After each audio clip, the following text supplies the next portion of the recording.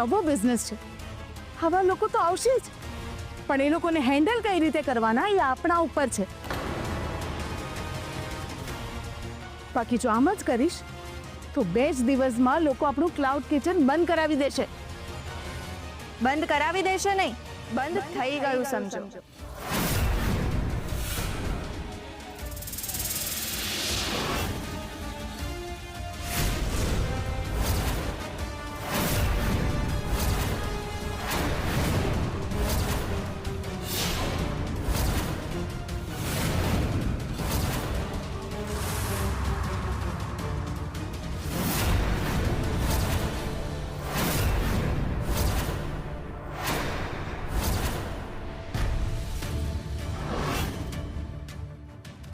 શૌર્યભાઈએ હજી સુધી મને ફોન કેમ નથી કર્યો?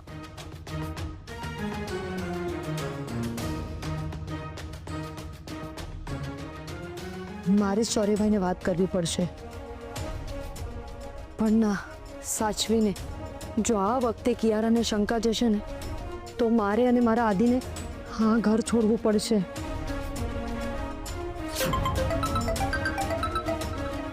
હેલો, હું હા, મારી વર્ષા રાણી શું કરે છે? અમે લાગે છે મારી પાસે આવવાની બહુ ઉતાવળ છે. અડધી જ રિંગમાં ફોન ઉપાડી લીધો. તમે મને શા માટે હેરાન કરો છો? અલા, હું ક્યાં હેરાન કરું છું? હું તો વાત કરું છું મારી રાણી. અલ્યા, તે તારા ઘરે વાત કરી દીધી છે ને કે હું તને અને મારા દીકરાને લેવા આવ્યો તો? ના કરી હોય તો કરી દેજે. 1 અઠવાડિયામાં હું તમને બંનેને મારી જોડે લઈ જઈશ. એટલે હલો, શું થયું? બોલ કઈ. 1 મિનિટ, તે ઘરે વાત તો કરી છે ને? ના. હા, તો કરી દેજે ભાઈ. અને જો તારાથી વાત ના થતી હોય તો હું વાત કરી લઉં તાર પપ્પા જોડે. બોલ, કરું? ના, તમારે આવવાની કોઈ જરૂર નથી. હું તમને હાથ જોડું છું. હું મારી રીતે બધું જ કહી દઈશ. સારું, ચાલ, તું તાર મેરે જોઈ લેજે. પણ 1 અઠવાડિયા પછી તું મારી જોડે હઈશ એ વાત નથી. તમે પણ એટલે તારું કેમ એમ જેમ તેમ બધું મોક. જો નહીં માને ને તો મારી જોડે બીજા 10 રસ્તા છે. વર્ષા, જમવાનું બન્યું કે નહીં? મને ભૂખ લાગી છે. હા બા, બની ગયું છે.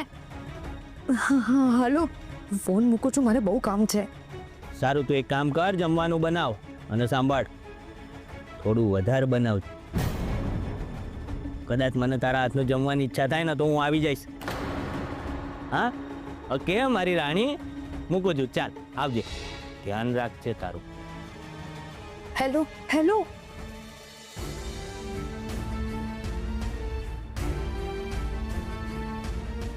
હે ભગવાન, તે આ માણસને મારા જીવનમાં મોકલીને કયા કર્મોની સજા આપી છે?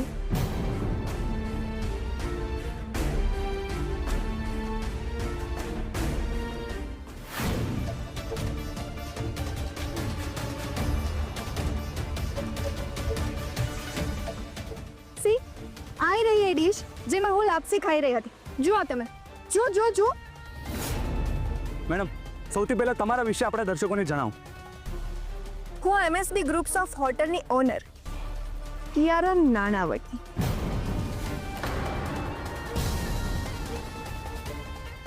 તમને આ લોકોના ક્લાઉડ કિચન વિશે કઈ રીતે માહિતી મળી? Social media through. આ લોકો કંઈક નવું કરવા જઈ રહ્યા હતા તો મને થયું કે જેને કોંગ્રેચ્યુલેટ કરું, કારણ કે આ લોકો હોટલ ઇન્ડસ્ટ્રીથી રિલેટેડ છે. બટ માય બેડ કે મારી પ્લેટમાંથી કોકરોચ નીકળ્યો. જો તમે જોઈ જ શકો છો. જુઓ. તો તમે લાપસી જ ટેસ્ટ કરી છે કે બીજું કશું ટેસ્ટ કર્યું? ટુ બી વેરી ફ્રેન્ક, આ લોકો પાસે કદાચ એટલું બજેટ નથી.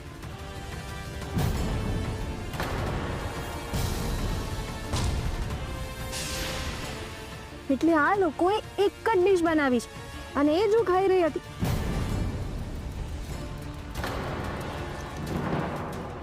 જ્યારે ખાઈ રહી હતી ત્યારે મારું ધ્યાન મારી પ્લેટ પર ગયું. મારી પ્લેટમાં તો કોકરોચ હતો.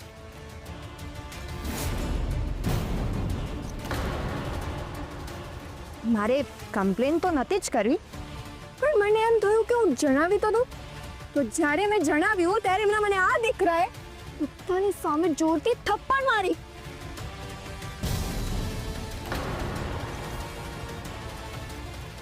સાહેબ જવાબ આપો, તમે મેડમને લાફો કેમ માર્યો? એમણે કંઈ ખોટું કર્યું હતું કે તમે તમારી ભૂલથી ડરી ગયા હતા?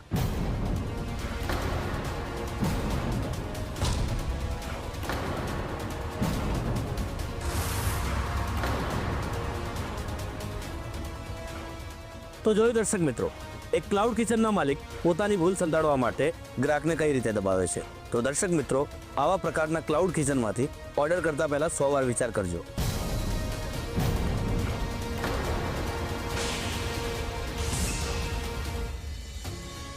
પ્રેસવાળા જે કવર કરી રહ્યા છે એ પરથી અમારો ક્લાઉડ કિચનનો બિઝનેસ બંધ થઈ શકે છે. આ ન્યૂઝ અમારા બિઝનેસ માટે નેગેટિવ પ્રૂફ થઈ શકે છે. જુઓ પ્લીઝ, હું તમને બધાને હમ્બલ રિક્વેસ્ટ કરું છું, તમે પ્લીઝ આ રેકોર્ડિંગ બંધ કરી દો. એવું હોય તો આપણે શાંતિથી વાત કરી. અરે સાહેબ, તમે કસ્ટમરની વાત નથી સાંભળતા, અમારી જોડે શું વાત કરવા આવ્યા છો? ગ્રાહક તમારા ઈશ્વર કહેવાય, તો ઈશ્વર સાથે આવી રીતનું વર્તન કરવું કેટલી હદે યોગ્ય છે? જુઓ, અમને ખબર જ છે અને મારા દીકરા વતી હું માફી માંગુ છું. જુઓ મેડમ, અમારી માફી માંગવાની જરૂર નથી. તમે અમની માફી માંગો એટલું બહુ છે. કિયારા, અમારી ભૂલ થઈ ગઈ. સોરી. મમ્મી તું શું કામ માફી માંગે છે? જુઓ, હું તમને બધાને એટલું જ સમજાવવા માંગુ છું કે તમે પણ જ્યારે ઘરમાં ખાતા હશો ત્યારે તમારા ખાવામાં વાળ આવી જતું હશે કે પછી કંઈ પણ આવી જતું હશે, પછી તમે લોકો ઝઘડો કરો છો, હા, કે પછી આજુબાજુવાળાને કહેવા જાઓ છો. ઘરની વાત અલગ છે. ગ્રાહક જ્યારે બહાર જમવા આવે તો એ સારા હાઇજેનિક ફૂડ અને સારી જગ્યાની આશાએ આવતા હોય છે.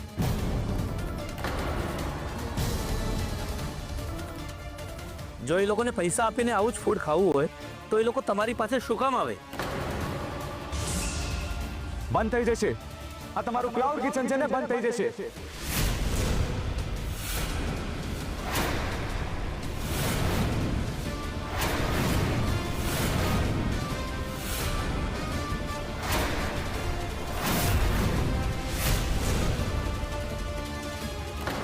અમારે તો એ જ જોઈએ છે. તો જોઈ શકો છો દર્શક મિત્રો, વૃંદાવન ક્લાઉડ કિચનની અંદર પહેલા જ દિવસે કસ્ટમરની પ્લેટમાં કોકરોચ નીકળ્યો છે. કેમેરામેન હિરેન સાથે હું રિપોર્ટર દેવાંગ.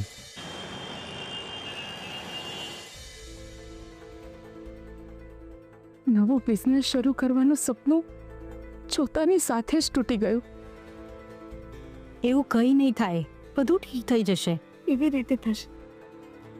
અરે અત્યાર સુધીમાં તો બહાર બધાને ખબર પડી ગઈ હશે કે વૃંદાવન ક્લાઉડ કિચનમાં શું થયું છે. પેલી કિયારાને અહીંયા પગ મૂકવા દીધો, એ જ આપણી ભૂલ થઈ. ક્રિશ, તે એક વાત હંમેશા યાદ રાખજે. આપણે જો કિચડમાં પથ્થર નાખીશું ને તો એના છાંટા આપણા કપડા ઉપર પણ ઉડશે જ. અને કિયારા ક્યાં ખોટી હતી? હા, એ સાચી જ હતી ને. એની ડિશમાં કોકરોચ હતો જ ને.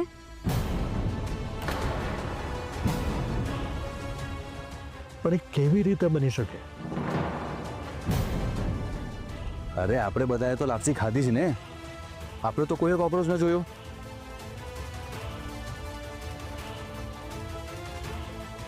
ભાઈ, જ્યારે માણસ જ ખરાબ હોય ને ત્યારે એને બધામાં ખામીઓ જ દેખાય. મેં તમને લોકોને કહ્યું હતું કે એને અહીંયા ના આવવા દો, એ છતાં તમે લોકો એને અંદર પણ આવવા દીધી અને અહીંયા બેસવા પણ દીધી. સોરી ટુ સે, પણ આ બધું તારા કારણે જ થયું છે. અચ્છા, મારા કારણે? હા, જો તે એને લાફો ના માર્યો હોત ને તો આ બધું થયું જ ના હોત. બરાબર.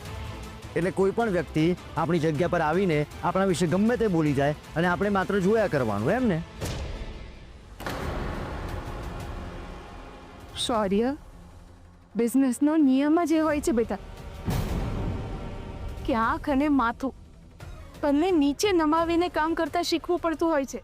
મમ્મી વાંક વગર કોઈ પણ આવીને મને કંઈ પણ બોલી જશે ને તો મારું સ્વાભિમાન હું નીચે નહીં પડવા દઉં અને તમારા લોકોનું પણ નહીં પડવા દઉં.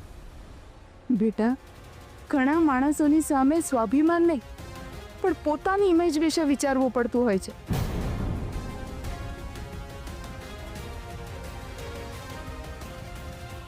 તેનો ઈગો હર્ટ કર્યો ને?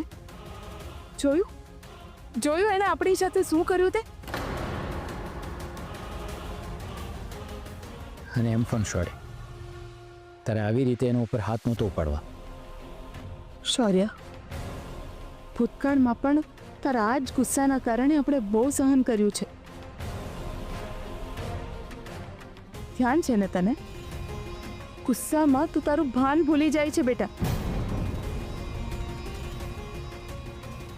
હજી પણ કહું છું, કંઈ પણ કરતા પહેલા 100 વાર વિચાર કર.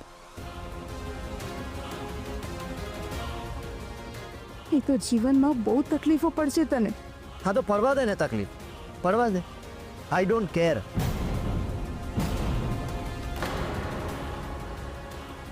મારા વિશે કોઈ કંઈ પણ બોલી જશે ને તો એ હું આજે પણ નહીં ચલાવી લઉં અને કાલે પણ નહીં ચલાવી લઉં. શૌર્ય, અને આ બાબતે તમારે લોકોએ મારી સામે પડવું હોય ને તો પડજો.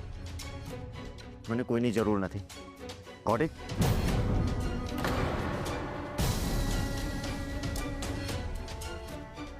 શૌર્ય, હું તારો ગુસ્સો સમજી શકું છું,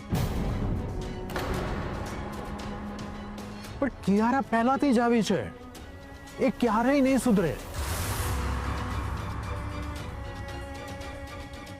શૌર્ય બેટા, કિયારાના કારણે આપણને નુકસાન થશે જ. એ આપણને નુકસાન પહોંચાડશે જ.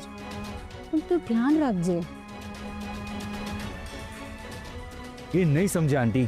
હા નહીં સમજું, હું નથી સમજવું. મારે કહ્યું ને એકવાર કે હું કોઈની ખોટી વાત સહન નહીં કરી લઉં એટલે નહીં જ કરી લઉં. શૌર્ય ક્યાં જાય છે? લોયરને તારા ડોક્યુમેન્ટ્સ આપવા માટે. ના, તું ક્યાંય નહીં જાય. તારા આ ગુસ્સાના કારણે આપણા બધાની કરેલી મહેનત પાણીમાં જતી રહે. હવે તારા લીધે કોઈ બીજો પ્રોબ્લેમ આપણે અફોર્ડ કરી શકીએ એમ નથી. હર્ષ, જા, તું જઈને ડોક્યુમેન્ટ્સ આપ્યા. ઠીક છે મમ્મી.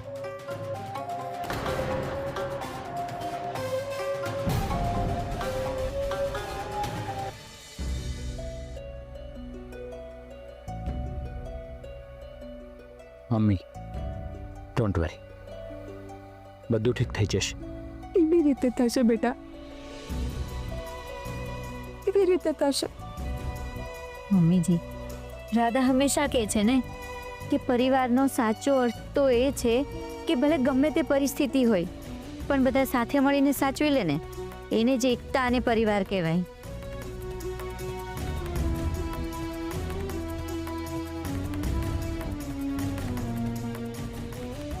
પપ્પાજી, હવે શું કરીશું?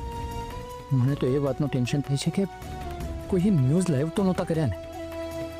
ના ક્રિશ, કોઈના ન્યૂઝ લાઈવ તો નહોતા જ.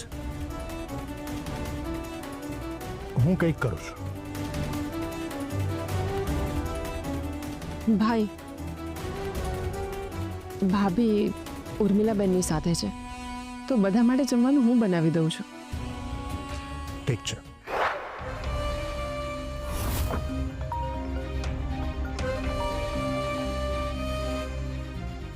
How was the picture, Pia? Awesome, absolutely awesome. બહુ જ મજા આવી ગઈ કિયારા, બહુ જ મજા આવી ગઈ. બસ તો તને મજા આવી ને એટલે મારો પ્લાન સક્સેસફુલ રહ્યો. ઓન અ સિરિયસ નોટ, આજે હું તારા જેટલા વખાણ કરું ને એટલા ઓછા છે.